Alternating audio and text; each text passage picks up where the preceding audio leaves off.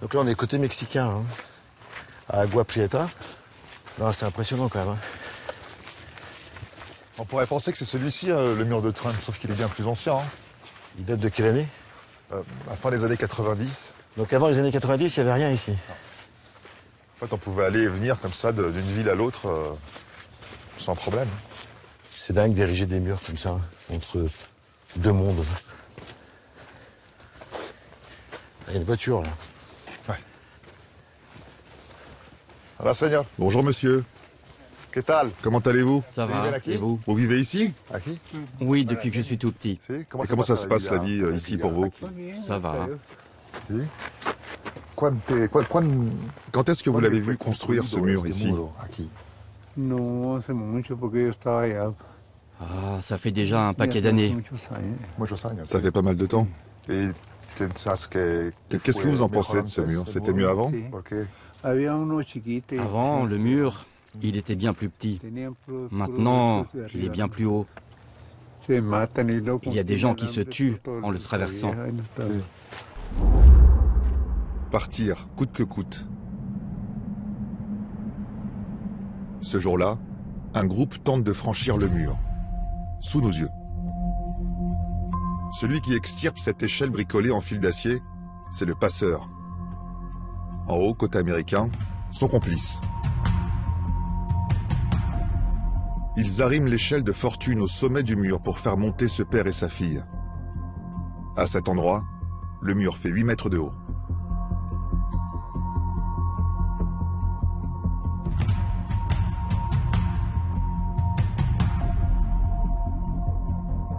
L'un après l'autre, hommes, femmes, enfants, 7 personnes franchissent la muraille d'acier.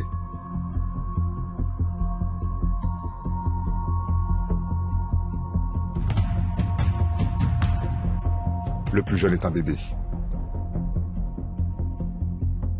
Pour pouvoir redescendre, au-dessus du vide, son père confie l'enfant au passeur.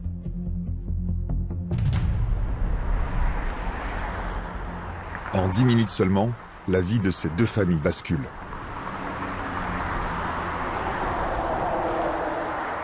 Les migrants, Mario les croise du soir au matin. Moi, c'est Mario Avila, je suis de Juarez. Ici, je glane ce que les migrants laissent derrière eux. Vêtements, baskets, parfois même de l'argent, des billets, des pièces, des portables, plein de choses comme ça. Et après, tout ça, je le vends au friperie. Ça me fait 20 € par jour, les bricoles que je trouve ici. En traversant, les migrants sont trempés, plein de boue. Ils se changent ici quand ils ont d'autres vêtements. Et ceux qui n'ont rien, je leur vends des baskets sèches.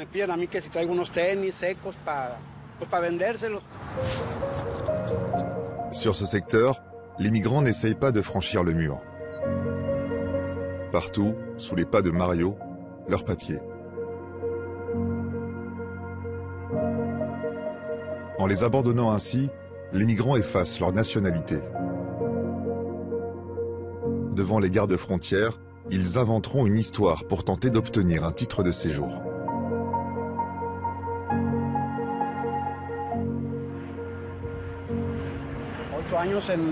J'ai été clandestin 8 ans aux États-Unis. C'était difficile parce qu'il fallait sans cesse se cacher, ne surtout jamais se faire contrôler par la police. Je vivais avec la peur de me faire arrêter. Certains jours, je n'osais pas sortir de chez moi, je restais enfermé. C'était trop dur. C'est pour ça que je suis revenu ici. Il faut que vous marchiez encore 1h20 pour arriver à l'endroit où le mur s'arrête. Sur la route de l'espoir, Mario leur sert de guide. Vous venez d'où? Venezuela. Et que cherchez-vous? La police. Vous voulez rentrer légalement, c'est ça? Oui. Et toi, pourquoi tu veux aller en Amérique? Pour aller à Disneyland. Et c'est pour ça que t'aimerais bien y aller? Et pour étudier. La maman, Nancy, Francisco et leur fille Franjolie ont quitté le Venezuela il y a un mois. Ils ont parcouru 6000 km en bus. Qu'est-ce qui vous a poussé à quitter le Venezuela? Beaucoup de choses, la situation économique, l'instabilité. Maintenant, j'ai peur que l'on nous sépare. Ça a été une épreuve d'arriver jusqu'ici. Ma famille, c'est tout ce que j'ai.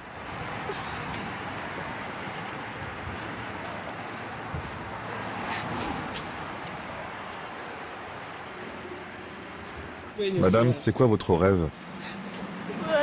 Offrir une bonne vie à ma fille et à ma famille. Être bien.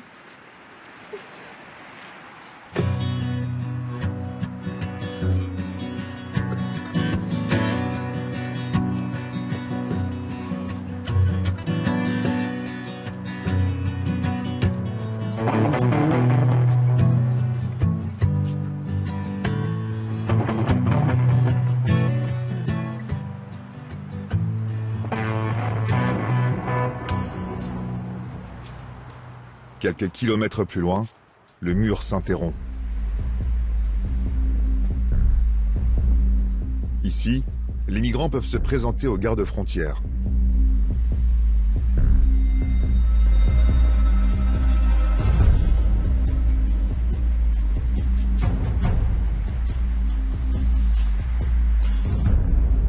Ceux-là aussi sont vénézuéliens. Ils se sont fait refouler la veille.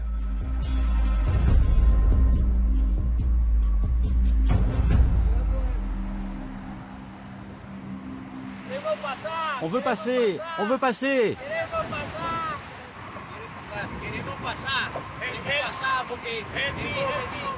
On a froid, c'est la jungle ici. Aidez-moi, je viens du Venezuela. Ils nous apprennent que 5 jours plus tôt, Joe Biden a rétabli une directive de l'ère Trump. Elle empêche l'entrée des Vénézuéliens. Nancy et Francisco l'ignorent. C'est cet homme en noir près d'eux qui leur annonce. Ils ne pourront pas passer. Au lieu de gravir le talus pour l'Amérique, demi-tour.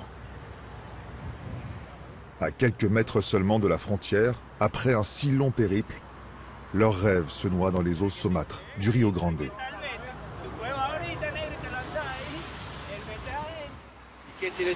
Comment vous allez faire? Il vous reste de l'argent? Rien. Rien. Je pensais qu'il y aurait un endroit pour se reposer. Je ne sais pas où on va dormir. Où on va attendre.